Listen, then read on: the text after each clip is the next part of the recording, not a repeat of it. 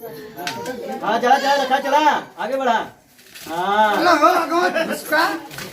हाँ हाँ ठीक ठीक ठीक ठीक चला चल संभाल के संभाल के संभाल के संभाल के संभाल के संभाल के अरे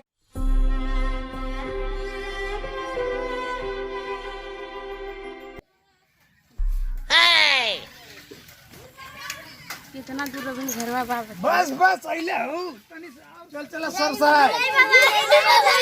ए ले कितना रे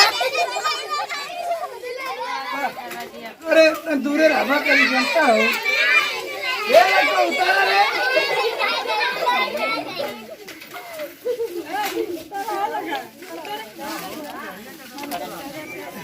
उतार रे लाई को कैसे ताकत हो बड़ा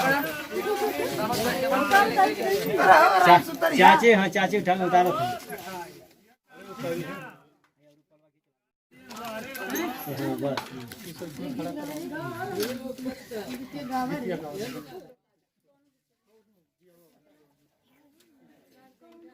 अरे गीत गावल हो लियानो काका ए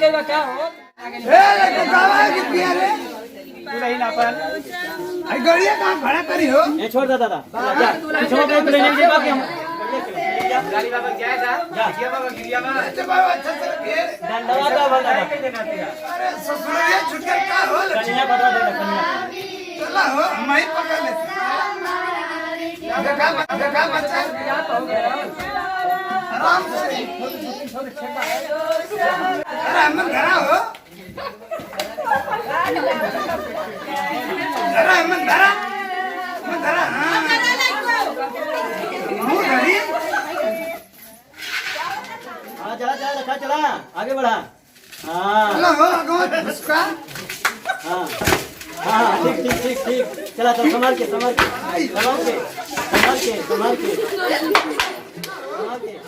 रोम बेले को जा रे हां नेक चाहिए अरे तोने घर को लेकर परानी हवा नेक लेबा ला ही तो पिला हां तब करेजा नहीं भाभी को मलवा चाहिए भाभी का चला घर में कुछ ज्यादा लो जा जा ले लिया खा नहीं जा परसों अरे कमाल तो ले लिया हो लोग हां अच्छा जा जा अरे गट्टा खा के दे दे गट्टा वाले ला ये का 2 रुपया लब तो ना वो गिर गया लोका हो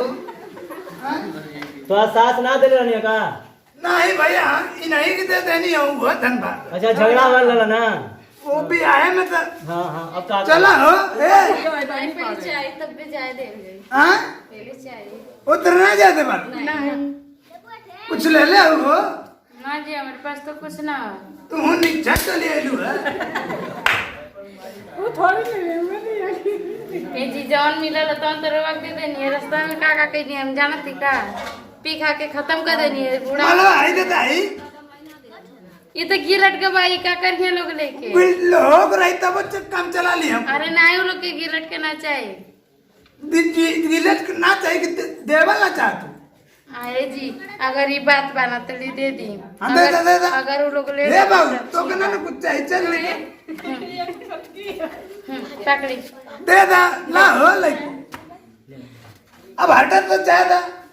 बहुत मजाक हो गए